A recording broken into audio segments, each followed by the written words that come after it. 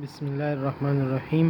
Lecture number 16 बायोकेमिस्ट्री की पर डेट 9/7/2020 पर पेज नंबर दे 52 पर पेज नंबर 52 बांधे चिकम टॉपिक दे आधे therapeutic application of enzyme. Therapeutic application of enzyme से मतलब दाचे د ट्रीटमेंट पर्पसेस د پاره یا د ट्रीटमेंट مقاصد د پاره انزایم کم ځای کې یوز کیږي یا د ट्रीटमेंट د انزایم د علاج کې استعمال ټیک شو. نو په هغې کې زموږ سره دا دی چې انزایم از ا ډرګ or antibiotics ټیک شو. enzyme often bond and act on the target site with great efficiency and specificity ټیک شو.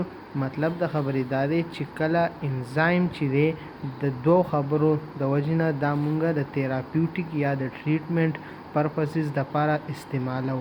یو خبره دا ده چې دا سټرانګ مطلب مضبوط او بل یو خاص سبسټریټ ته باند کیږي ټیک شو. یو خبره پکې دا ده. سیکنډ پکې دا څه دی چې کنورټ ملټیپل سبسټانس انټو دیر پروډکټ. څه مطلب شو چې دا په لږ ساعت کې ډیر شی پروډکټ یا سبسټریټ کنورټ کوي څه ته پروډکټ ته. پروډکټ ما تاسو ته ویلو چې څه ته وایي چې کوم سبسټانس یو ځای کیږي دې ته ریاکټنټ وایي چې دې نه څه جوړیږي دې ته پروډکټ وایي.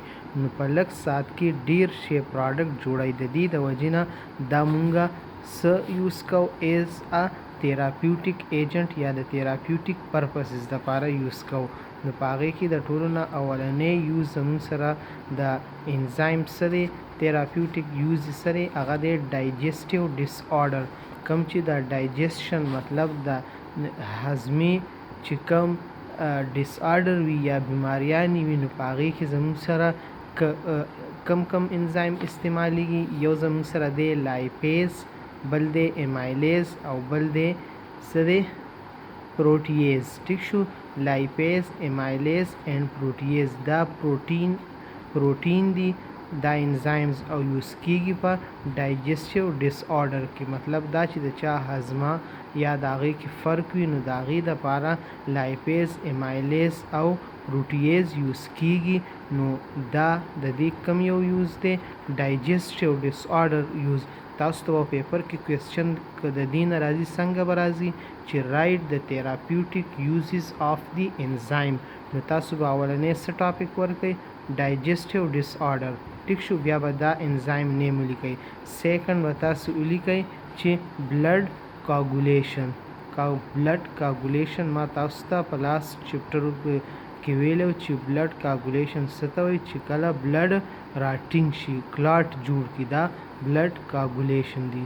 نو په بلډ کاګولیشن کې څنګه یوز کیږي وایي streptokinase is an enzyme which convert plasminogen into plasmin ټیک شو. کوم یو انزایم دی streptokinase انزایم دی چې دا څه چل کوي د دې فنکشن څه دی چې دا پلازمینوجین کنورټ کوي پلازمین ته. اوس پلازمین څه چل کوي نو پلازمین از ریسپانسیبل ټو کلیر مطلب ریموو کلاټینګ آف دی بلډ ویر ایور ان دی باډي. په باډي کې چې کوم ځای کې کلاټ جوړ شوی وي مطلب دا زموږ سره یو ویسل دی په دې کې وینه مونږ په پښتو کې وایو جام شوي ده. دا جام وینه څوک د دې ځای نه لرې کوي پلازمین. او پلازمین باندې د څه نه جوړ شوی دی د پلازمینوجین نه. او پلازمینوجین نه پلازمین څنګه جوړ شوی دی د چا په ذریعه د streptokinase. او streptokinase څه شی دی هغه انزایم دی. نو یو تیراپیوټیک یوز د انزایم څه شو ان ډایجسټیو ډس آرډر. دریم زموږ سره څه شو بلډ کاګولیشن ټیک شو. نو so streptokinase is useful to clear the blood clot that occur in the myocardial infarction MI یا هارت اټیک ورته وایي. په دې کې چې کله فار ایگزامپل دا زموږ سره هیومن هارت دی، په دې کې دغه وشو وینه جام شوې ده په رګونو کې، نو دا سټریپټوکاینیز انزایم مونږ ورکو نو آزاد شي، نو هارت صحیح کار شروع کړي. زموږ سره بل third number use of the enzyme سره to increase the blood supply to the tissue. ټیک شو، دا به تاسو یادوئ چې third use therapeutic use of the enzyme سره چې ټیشوز ته بلډ سپلای انکریز کوي. نو د دې لپاره کوم انزایم یوز کیږي؟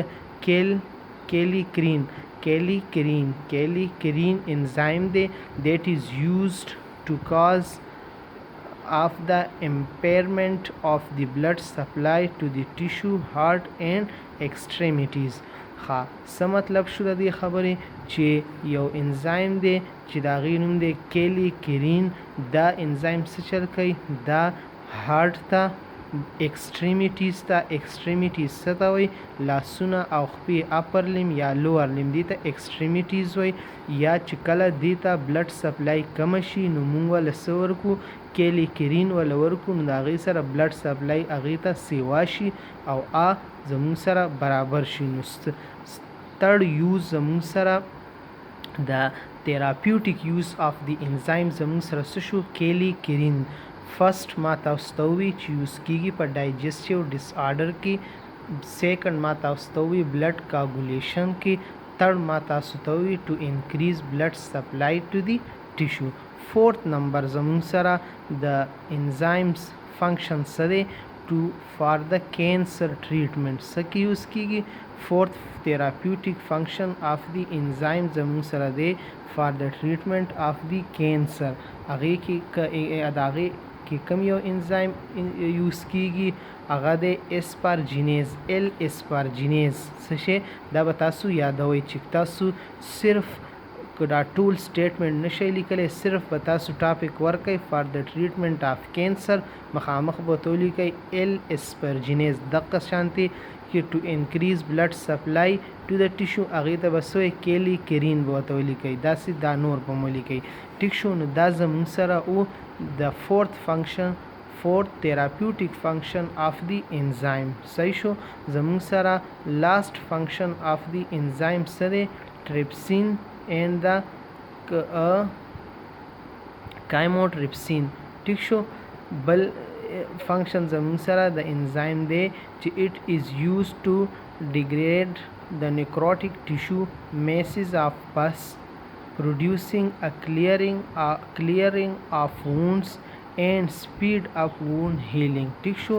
زموږ سره اگزامپل انزایمز دی چې هغې ته ټریپسین وایي او بل ته څه وایي؟ کایموټریپسین وایي. نو ټریپسین او کایموټریپسین څه فنکشن دی؟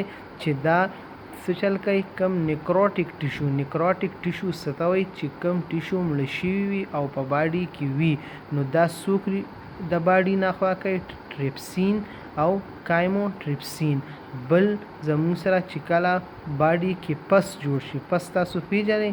نو ته وایي، مونږ چې ورته په پښتو کې نو وایو.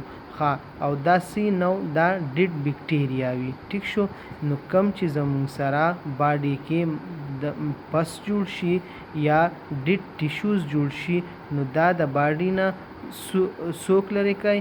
ټریپسین او کایموټریپسین. او دا څه دي؟ دا انزایم ان نیچر دي.